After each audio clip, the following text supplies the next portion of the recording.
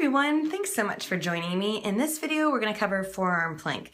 It is an extremely challenging pose. Challenging muscularly, challenging to stay organized, challenging to keep it out of certain places that aren't the goal. So as always, we don't want to tense up the neck. We don't want to congest or tense up the lower back. We don't want any part of the body dominating this position. We really want to feel it from our shoulders all the way down the body and really staying connected, head to toe, seeking length, okay? I'm going to show it upright on the back as it relates to a tricep exercise called skull crushers, and then finally in the pose. You might find it helpful just to kind of have handy the typical two items here that I have, the foam roller. I keep wanting to call the foam roller a forearm plank. So the foam roller, a block, as well as a mat. Most people like some extra cushion underneath the forearms. So first I'm just going to show the shape upright. Okay, so here, all right, so we know we want to be able to stand tall, and we're always trying to exercise in a way that really supports this length, this space. But so often when we get into very difficult positions, just like forearm plank, we tend to go into more, I call it survival mode.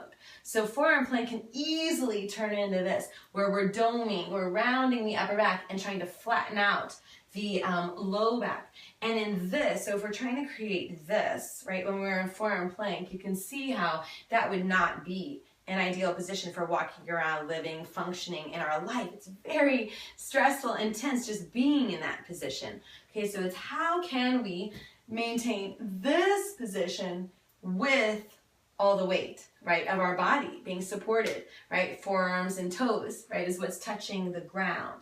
Okay, so if we do this, we can very easily stress the neck. If we flatten here, we'll over tense here, okay, the hip flexors, because we're cutting off those channels, right? We're cutting off our power. So we really want to keep things open.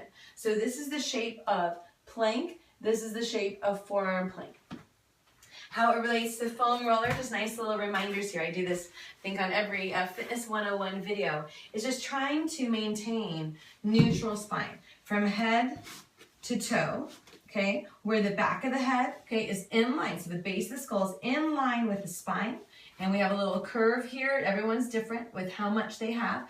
At the low back, shoulder blades are hugging in and around that foam roller, okay? Yoga block is just a handy reference to have those center lines, okay, feel parallel. Center hips, center knees, center ankles, just trying to keep that sense of pulling everything up and in toward the midline. Okay, something that I'm doing a lot in my classes these days is having everyone reach out. Okay, imagining that foam roller, imagining the yoga block, maybe we're using it sometimes, but reaching out, breathing, okay, and on your exhale, squeezing in toward the midline. I'm going to turn around just so you can see the upper back muscles, the sides. So reaching out, as I'm kind of pushing out, okay, I'm still keeping arm bones in the shoulders, base of the skull back. So I'm pushing out and pulling in, really engaging. Okay, so it's not isolated in the upper back. It really, you want it all integrated from the feet all the way up. Okay, and then one just other thing that I'll probably cue when in it is to feel like you're pulling the pit of your belly up toward between your shoulder blades. Okay, so we want to maintain neutral spine, but it'll have this temptation to collapse. But as long as we're hooking, okay, the pit of the belly up between the shoulder blades, squeezing along the sides, right? Then we've got that sense of security and strength without overtaxing any particular place. As this relates to skull crushers, to a tricep exercise, I'll show you in just a sec. So skull crushers is an exercise we do on our back, and I love to do this with a foam roller because it really helps us reference excellent length in the spine. Okay, so it's kind of awkward, but you want to sit on the edge whenever you try this so that when you lay down, your head hits the foam roller. Okay, so I want to still keep my legs, the center lines legs parallel, still be true in the forearm plank. I want to keep my spine neutral, so I don't want to flatten. Okay, I want to draw those shoulder blades to wrap. At the same time, the shoulders are going to want to come up, and I want to keep them engaged, grounded. Okay, so I want to have them feel supported. So I want to pull, okay, that kind of push-pull, so I'm pulling, right? And then engaging the muscles so that I feel lengthened and supported and my neck is free. So how this relates to forearm plank. So this would be more of a straight arm plank, forearm plank. This is the shape of the position. So when we do this exercise with weights, this would emphasize the triceps, okay, which absolutely participate in forearm plank. Here, so the emphasis is the triceps, but I'm also really working my back muscles, sides, abs, legs, okay? So the biggest difference here in the shape of forearm plank is that you're generally not having your knees bent this much, okay? All right, so I'm going to set this out now aside. You're more than welcome to do forearm plank with a block between your thighs, okay, to help reference. I'm going to show this with straight legs, and I'll show a modification, bringing the knees down, but you can also do this with a lot of variations, okay? So many people appreciate having some sort of extra cushion below the elbows. I'm on carpet, but you could also have some extra cushion below your knees, especially if your knees are going to be down on the mat. Okay, this is a typical grip where the fingers are interlaced.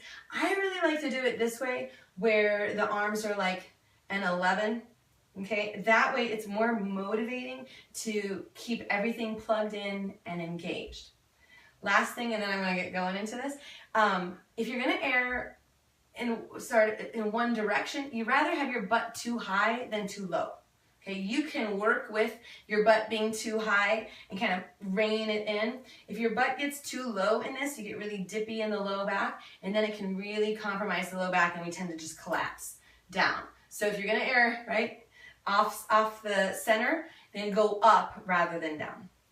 Okay, so I'm going to come on down, again, setting this up, okay, so that the arms are parallel to each other. I'll have the palms face up, fists, okay, just find your right position. I'm starting up with my butt high up, okay, and I need to get the arm bones and the shoulders, base of the skull in line with the spine, and I need that sensation that I'm engaging along the sides. Okay, so I'm harnessing here my power, my neck feels good, and I'm feeling all that strength along the back. Then I'm going to take each leg, okay, back, and as you can tell, I'm going to keep the butt too high for a bit. Okay, and then I want to feel like I'm squeezing that block, arm bones are in, engaging the sides, and then slowly, keeping the length, really pulling the pit of the belly up to between my shoulder blades, starting to lower this seat, okay, lengthening the spine.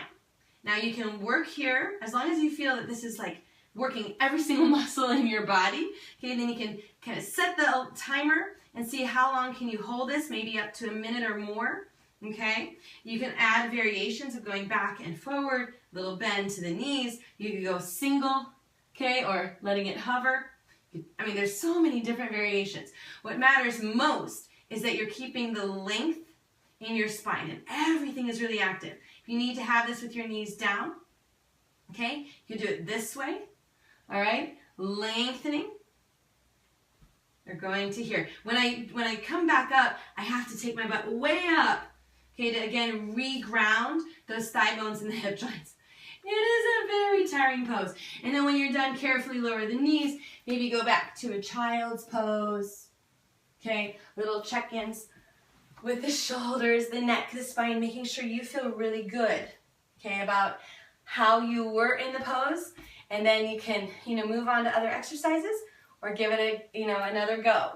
So I think the most significant thing to keep in mind, okay, with all strength training exercise, with all exercise, is that we're doing this to enhance our posture, to strengthen our body in the ideal posture that our body can achieve. Okay, so with the structure, right, that we have, so we want that elongation, that space, that empowered strength. So I hope that this was helpful, and I would love to hear from you. Have a wonderful day. Namaste.